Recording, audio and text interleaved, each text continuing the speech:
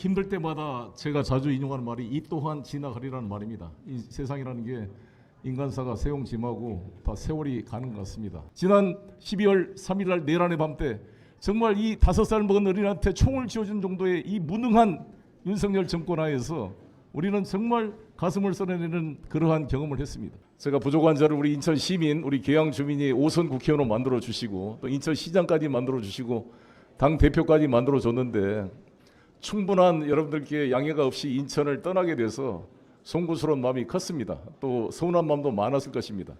그러나 지난번에 이재명 대통령 당선을 통해서 많은 분들이 송영길 대표가 이런 뜻으로 이재명 대표를 모셨구나, 이렇게 양해를 많이 해주셔서 감사의 말씀드립니다. 여러분도 같은 생각입니까?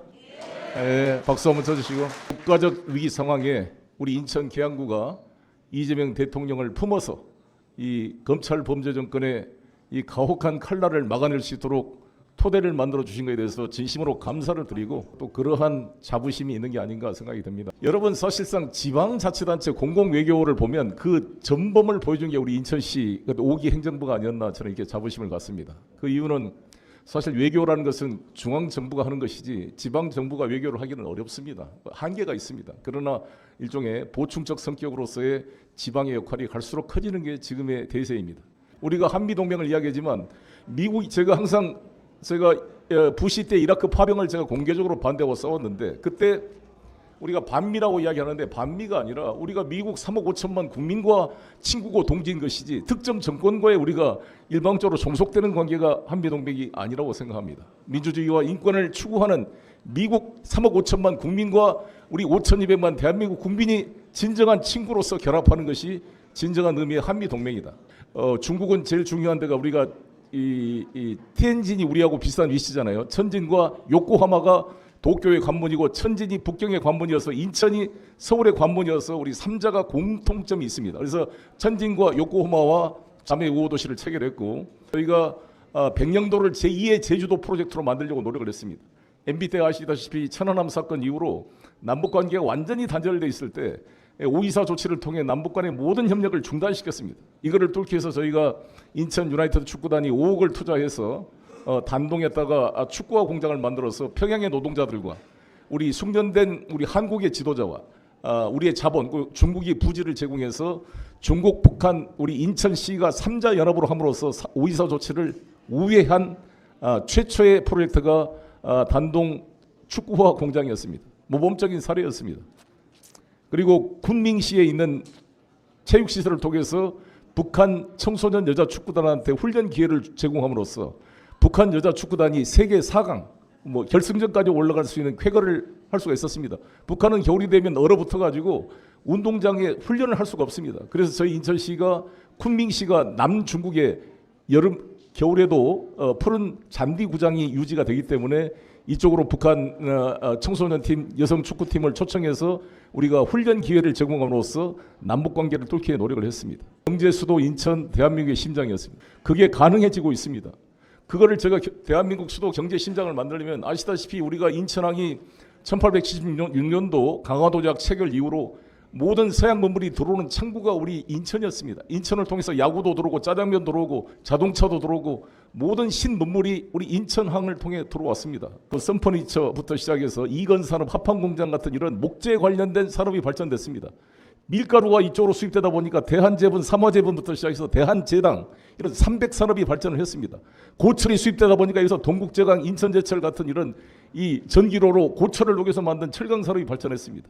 이것이 60, 70년대 우리 경제 발전의 주력이 됐습니다. 그러나 경제가 발전하면서 이게 노후화돼 가지고 이 산업을 전환시키지 않으면 인천은 나락으로 빠질 뻔했습니다. 대구가 섬유산업이 잘 나갈 때 지나가는 개도 돈을 물고 다니다가 섬유산업이 급락하니까 대구가 산업 전환을 못해가지고 대구의 산업이 공동화되고 있는 것입니다.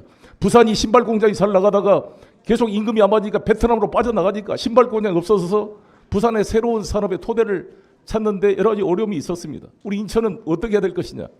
제가 인천시장이 되자마자 인천의 산업 구조를 이 대형 중후장대형 저부가가치 산업, 목재, 철강, 300산업에서 고부가치 반도체 바이오를 어떻게 바꿔낼 것이냐를 고민한 것입니다. 그래서 제가 제일 먼저 찾아낸 게 삼성 바이오를 유치하자. 그래서 바이오가 사실 기흥으로 다 투자돼서 거의 정리가 끝난 거를 끝까지 설득해서 바이오를 유치해서 삼성 바이오가 지금 들어온 게 얼마나 신의 한 수입니까, 여러분? 이 삼성 바이오 의미가 어떤 거냐면 약품에는 케미칼과 바이오가 있습니다. 근데 둘 다 특허를 얻기 위해서는 신약 개발에 3, 4천억의 돈이 들어갑니다. 진입 장벽이 높습니다. 그래서 특허 기간이 20, 30년이 끝나면 소위 말한 제네릭 복제품 시대가 됩니다.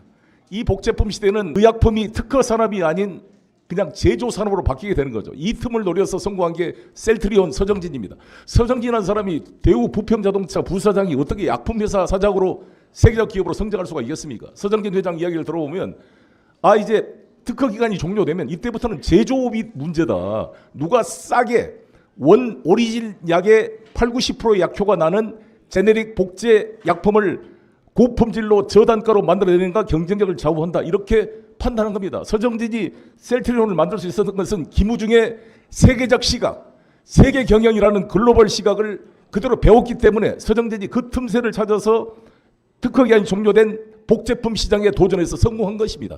마찬가지로 바이오도 바이오의 복제품을 우리가 바이오 시밀러라고 합니다. 이 바이오 시밀러가 엄청난 고부가치 산업입니다. 조그마한 병 하나가 몇백만 원이 갈 정도의 고부가치 산업인데 이것을 삼성 바이오를 유치해 성공을 했습니다. 그래서 삼성 바이오가 시너지를 욕해서 동아제약이 들어왔죠. SK 들어왔죠. 모든 바이오가 지금 리딩 컴퍼니 삼성이 오니까 보태져 가지고 지금 삼성이 70만 리터, 셀트리온 합해가지고 100만 리터의 바이오 시밀러 생산 캐파를 갖게 됐는데 이것은 미국 보스턴을 능가하고 스위스 로잔을 능가하는 세계 1대 바이오 시밀러 클러스터가 된 겁니다. 어마어마한 일입니다. 사실. 그동안 인천에 여러분 삼성이 하나도 없었잖아요. 대우만 있다가 대우 망해니까 대우전자 하객도 없어져 버렸지. 대우중공업 두산으로 가버렸지. 자동차는 GM에 넘어갔지. 다음에 삼성 LG가 없었습니다. 인천에. 송영길 시대에 삼성 바이오가 들어오고 LG 캠퍼스가 서부 산업단지에 들어와서 전기자동차의 R&D 시설을 만들어낸 것입니다. 그래서 이 삼성 바이오가 지금 내년까지 제11공고가 연락되면 200만 리터까지 나간다는 거잖아요. 지금 세계 최대가 현재도 세계 최대인데 타의 추종을 불허하는 것이 된 겁니다. 어마어마한 사업이 된 것이고 이제 여기 아시다시피 모더나를 우리가 백신 제품을 이제 위탁 생산을 시작했잖아요. 그럼 앞으로 제2의 팬데믹이 왔을 때 정말 세계 WHO와 협력해서 세계의 우리 인들의 건강을 지킬 수 있는 기지, 인간 안보의 기지가 저는 인천이 될 수 있다고 생각합니다.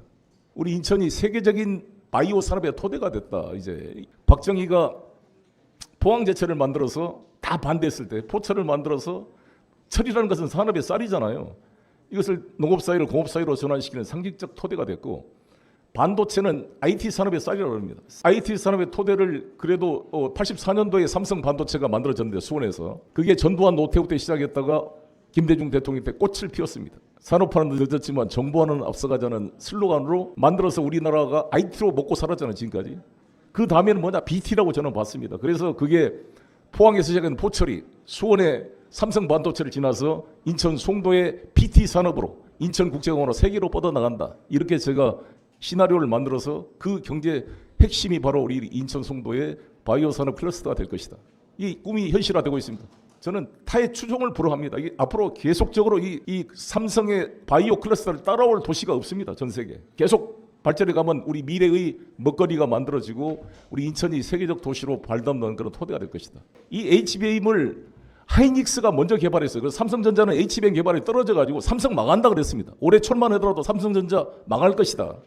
하이닉스는 돈 벌고. 그런데 지금 삼성이 뜨고 있습니다. 왜 뜨고 있느냐? 그 이유가 GPU에 필요한 반도체가 HBM인데 문제는 HBM 가지고는 부족한 게 뭐냐면 삼성이 세계 최고를 자랑하는 DDR, 더블 디지털 레이트라고 그러는데 한 번 클릭하면 2배 이상으로 전송이 되는 속도를 말합니다. DDR4에서 지금 DDR5 시대로 가고 있어요. 64만 그 기가바이트에서 한 128만 그 더블로 이 속도가 늘어난 겁니다. 근데 왜 DDR이 필요하냐면 HBM에 뒤졌던 삼성이 돈을 버는 이유가 요즘에 주가가 뜨고 있고 200조 이상의 순이익을 남을 거라 그런 이유가 뭐냐면 중국 애들이 HBM을 지금 젠슨황 그 엔비디아가 중국에 판매한 거를 트럼프가 못 팔게 막았잖아요. 자체 개발을 하는데 중국 애들이 HBM 없더라도 범용 DDR 같은 걸 가지고 연결해서 이런 새로운 오픈 AI를 만들어내는데 성공한 겁니다. 그러니까 마치 김우중 회장이 자동차를 판매할 때 세계 최고의 품질을 못 만들지만 중저가를 만들어서 전 세계의 중저가 시장을 장악해서 세계 경영을 하겠다는 게 대우 자동차의 글로벌 전략이었습니다. 그게 먹혔다고요. 마찬가지로 이 DDRAM도 HBM은 너무 돈이 많이 들어가. DDRAM은 싼 거지만은 AI가 발전하려면 여기로 엄청난 메모리 유니트가 필요합니다. 왜냐면 이걸 연산을 하고 하려면 CPU는 자기가 연산 처리를 하면 GPU는 엄청난 정보량을 축적을 해야 바로 그 서버가 바로 연산 추리를 가능할 수 있는 토대가 되는 것입니다. 그래서 갑자기 HBM과 동시에 이 DDRAM에 대한 수요가 폭증을 하게 된 것이죠. 폭증을. 그 메모리 분야는 삼성이 세계 최고 아닙니까? 근데 메모리가 갑자기 몇 배로 뛰었어요 지금. 그래서 여러분 삼성전자 주식 사도 된다고. 내년에 또 뛸 거라고 내 생각에. 이게 지금 슈퍼 사이클이 온 겁니다. 엄청나게 팔리게 되는데 공급이 못 따라가는 이유가 삼성과 하이닉스가 투자를 지금 못하고 추가로 한다는데 그걸 공장 짓는데 5년 이상 걸립니다. 그 안에 공급이 못 따라가기 때문에 지금 수요 초과 상태입니다. 계속. 이거 내년도 수요 초과이기 때문에 삼성이 떼돈을 벌고 있는 거예요. 그리고 젠순항도 삼성과 지금 결합하려고 그런 것이고. 근데 이제 문제는 뭐냐. 재밌는 게 우리 인천과 무슨 관계가 있다는 거냐. 제가 인천시장 시절에 엠코 테크놀로지를 여기다 유치했습니다. 엠코란 말이 아메리카 플러스 코리아를 합한 겁니다. 엠코 테크놀로지 회사가 여러분 우리 부평에 있었던 안암반도체 기억나시죠? 안암반도체를 만든 사람이 김향순이라는 전라도 나주 사람이에요. 이분이 우리나라의 반도체를 이건희보다 먼저 만들었어요. 68년도에 처음으로 시작했습니다. 반도체를. 그런데 이 양반이 전라도 사람이라 박정희한테 밀린 거죠.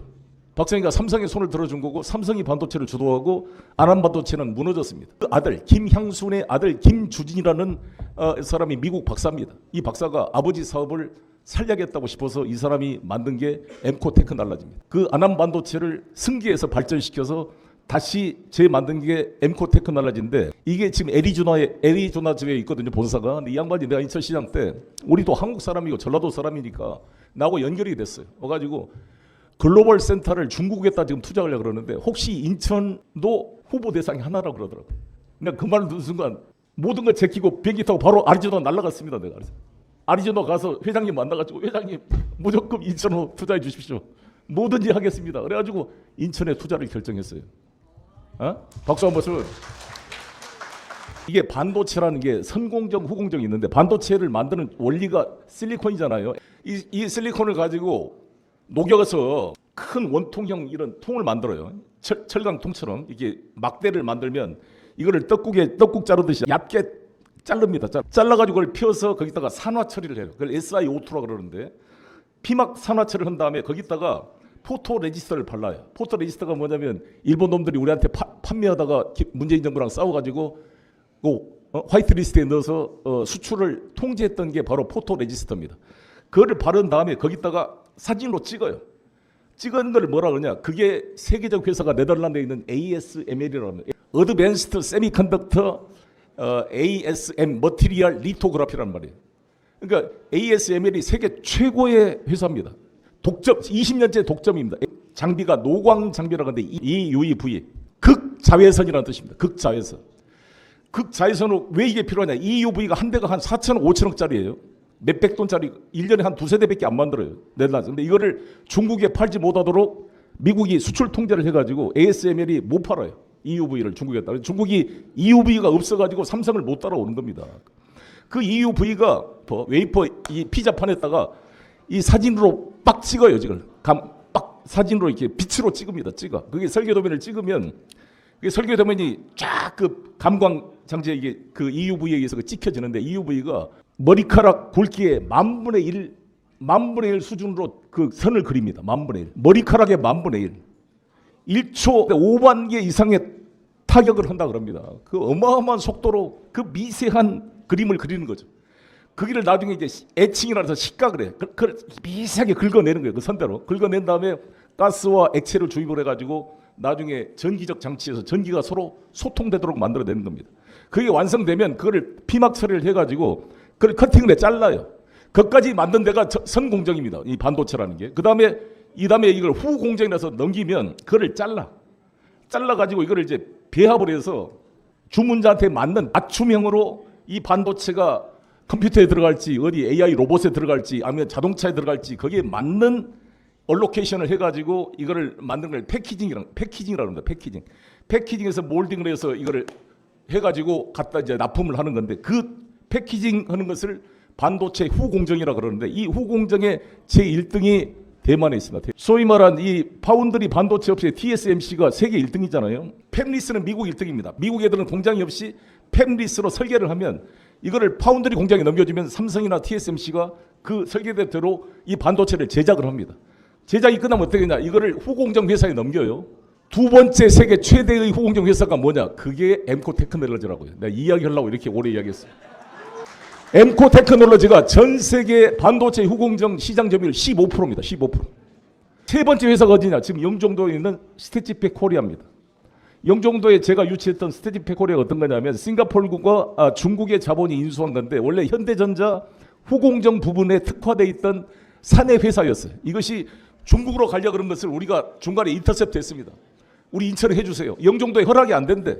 그걸 우리가 공항공사를 설득해서 제조 공장을 허기해달라고 바꿔가지고 영종도에 이게 들어왔는데 이게 지금 전 세계 세 번째 반도체 후공정 회사입니다. 이 반도체 후공정을 관리하는 기계를 만드는 회사가 한미반도체, 우리 서구 과자동에 있는 한미반도체가 세계 10대 기업에 들어가는 회사가 우리 인천의 서구 한미반도체입니다. 따라서 한미반도체, 엠코 테크놀로지, 스테지팩 코리아가 완벽하게 반도체의 토대를 만들고 있는 거예요. 이게 이제 결합이 되는 거고요.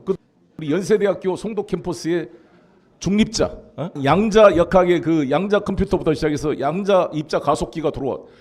그래서 이 3자가 연결되면 말이죠. 이 시너지 효과가 엄청나게 되는 겁니다. AI 시대에. 인천국제공항이 하루에 한 680대 비행기가 뜹니다. 세계 지금 3대 국제선 분야는 그게 뛰어난 것인데 노태우 대통령이 잘못한 것도 많지만 잘한 것 중에 하나가 인천국제공항을 어디 다른 데다 안 만들고 인천 영종도에 만들기로 결정한 게 노태우입니다. 너무 잘했다.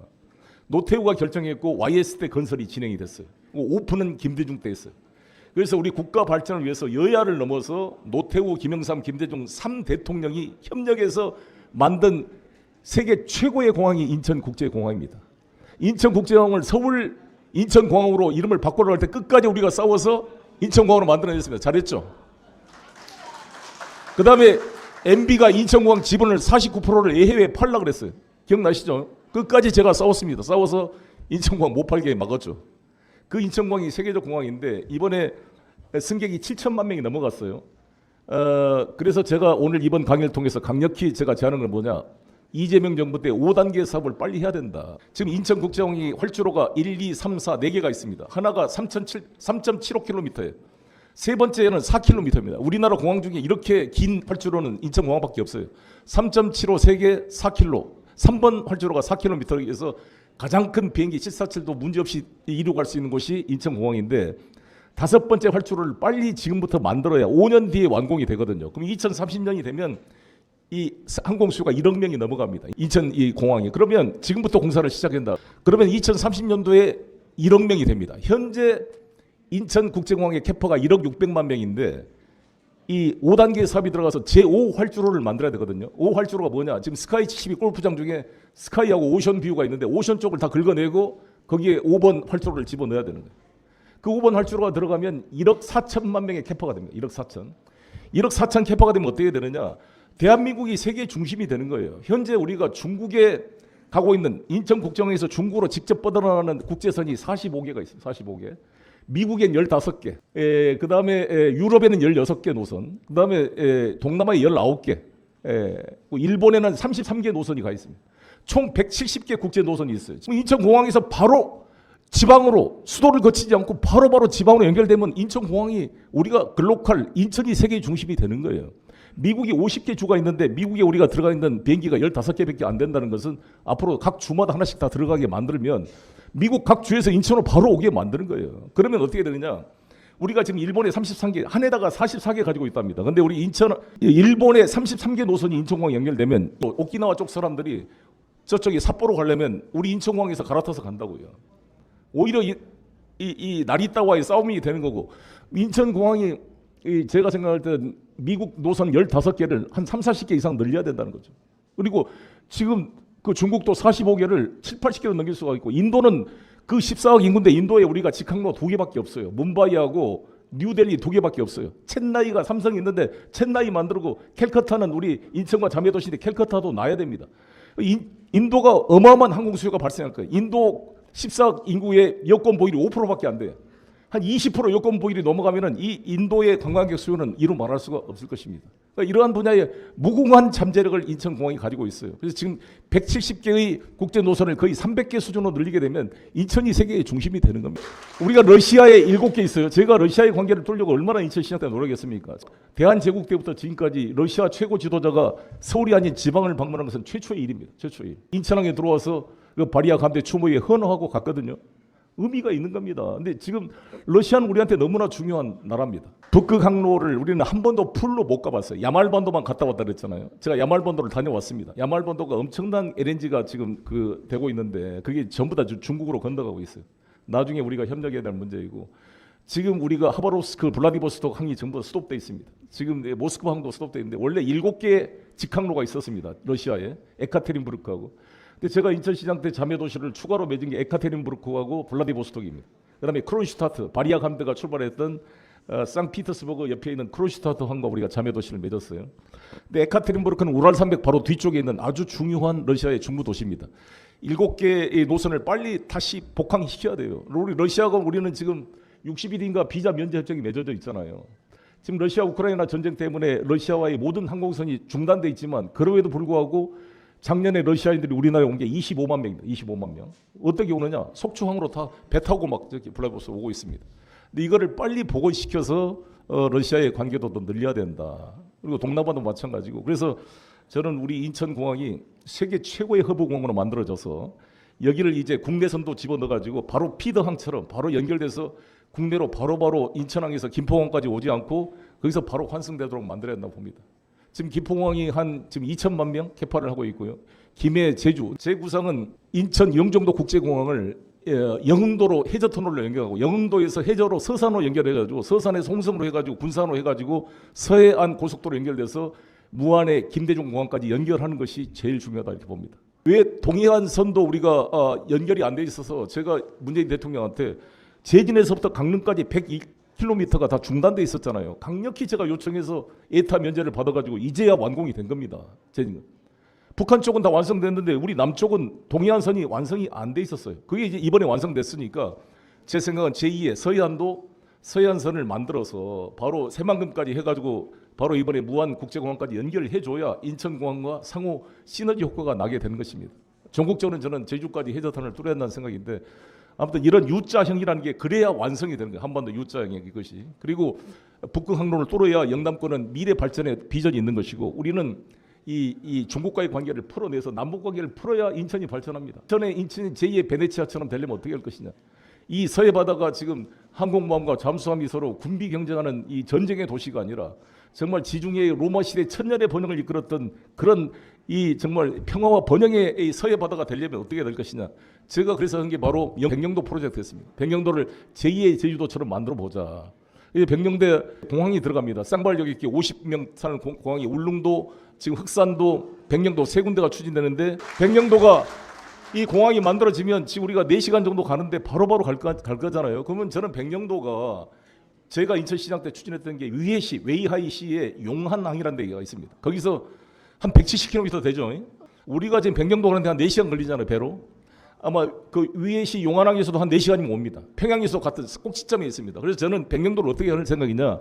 여기다 카지노도 허용하고 골프장도 만들고 해상 프로젝트 스포츠도 만들어서 여기를 무역 자유 경쟁대 비자 프리 지역으로 만들자는 거죠. 비자 없이 와도 어디 도망갈 데가 없잖아요. 바다 가운데 있는데. 그래서 동남아 사람들, 필리핀 사람들, 중국인들이 다 백령도에 와서 제2의 제주도를 즐기고 가게 하자. 제주도 반값으로. 그럼 백령도가 완전히 이 안보의 도시가 아니라 경제와 안보를 동시에 달성하는 도시가 될까. 이거를 제가 박근혜 정부 때 거의 성공할 뻔했는데 중간에 저를 견제하는 세력이 이 박근혜 시진핑 리거창 회담에 이거를 빼버린 바람에 해수부 장관까지는 합의가 됐는데 양국 간에 이게 안 돼 버렸어요. 제가 천추의 한인데 너무 안타까운 일입니다. 근데 지금이라도 저는 이번에 1월 초에 아마 시진핑 이재명 대통령의 정상회담이 될 것 같은데 제가 정치에 복귀하게 되면 반드시 백령도 프로젝트를 성공시키면 중국인들이 이제 해산물의 맛을 들여가지고 돼지고기만 먹는 게 아니라 해산물에 이제 너무 많이 먹다 보니까 수요가 공급이 수요를 못 따라가요. 그 중국 연해안은 오염이 돼가지고 안 잡혀 이게. 그러니까 전부 우리나라로 와가지고 NLL에 무슨 무지하게 뭐 끌어가는 겁니다. 내가 백령도 주민들한테 물어봤더니 이 보료를 우리가 북한한테 줄 테니까 중국 배들 좀 못 오게 막아주라. 저게 무슨 적벽대전에 조조군사처럼 한 200대씩 몰려가지고 막 NLL을 쌍끌이로 끌어갔는데 저거 눈 뜨고 못 보게 했다는 거죠. 그래서 나는 그래서 14선언 때 남북 간에 그거를 그 공동 의장을 만들었으면 얼마나 좋았습니까? 그리고 백령도에다가 저는 노량진 어시장 같은 걸 만들고 거기다 건어물 시장을 해서 중국 애들보다 돈 주고 사가라 그러면 돼. 이거 싸게 줄 테니까 비자 면세점 만들어가지고 그러면 중국 애들이 와서 수산물 싸게 사가고 돈 주고 그다음에 골프 치고 카지노하고 놀고 가고 관광의 도시가 되면 여기에 전쟁이 일어나겠습니까? 뭐 북한 애들이 공격할 수 있어요? 거기 중국 애들이 왔다 갔다 하는데 아니 안보와 경제가 동시에 달성되지 않겠습니까? 아니 이게 제 꿈은 뭐냐면 제가 아시안 게임 때 제일 아쉬운 게 아시안 게임 다 만들어 놨는데 제가 개막식을 못 보고 유정복 시장이 맞았는데 신장로 깎아놓으니까 개구리가 뛰어간다고 나는 개막식 때 가보지도 못하고 정말 북경 칭화대에서 쓴 맥주를 먹으면서 유동수가 의원이 그때 면회하러 와가지고 둘이 그냥 개막식 날 밤에 쓴 맥주를 먹으면서 위로를 했습니다. 아시다시피 얼마나 공을 들여서 그때 북한 응원단도 왔잖아요. 민영 응원단도 참석했고 북한 팀도 참석했잖아요.